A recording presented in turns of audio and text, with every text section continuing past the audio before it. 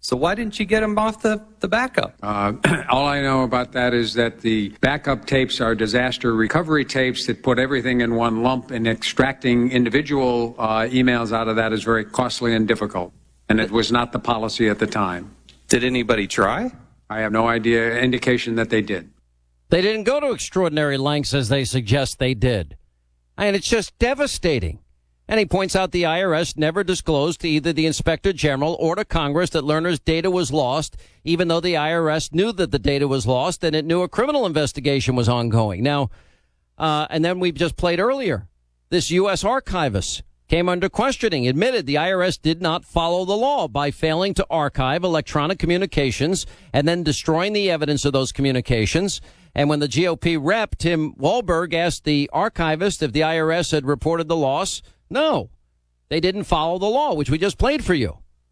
So if you review here what we know based on the last few days of congressional testimony by the IRS commissioner, he's admitting the emails of Lois Lerner, who's at the heart of this investigation of criminal conduct, are gone, that the backup tapes have been erased, that Lerner's hard drive has been destroyed, and having admitted to all of that, he then has the gall to say that he hoped that the investigations can be concluded in the near future.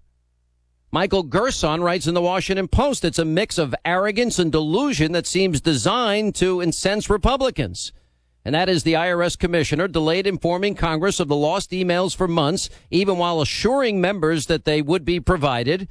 It was my decision that we complete the investigation, he said, so we could fully advise you as to what the situation was.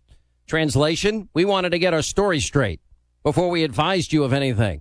Then he complains about the subpoenas and the piecemealing out of information. And in other words, we'll provide you what we want when we want.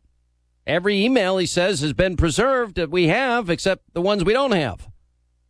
Now, look, the IRS commissioner is an arrogant little deceptive jackass in all of this. That's obvious. He's not the central figure in this, though. Lois Lerner is. The IRS commissioner is important in a sense. He's a part of the cover-up, of the original cover-up, the underlying crime, which is the abuse of power by the IRS to silence and intimidate conservative groups and harass them. Now, he was brought in by Obama not to fix what's wrong at the IRS or cooperate with Congress to find out how wide and deep and far this scandal is. This guy was brought in to stonewall, to obfuscate, to delay, to protect the administration, which requires hiding the truth. So we now know that, unlike, say, Iran-Contra or the Valerie Plame leak, that the administration has no intention of getting to the bottom of the story and making amends. They have an intention to do everything in their power to prevent the truth from ever coming out, which means that this investigation is going to be slow and slower, contentious, and extremely frustrating.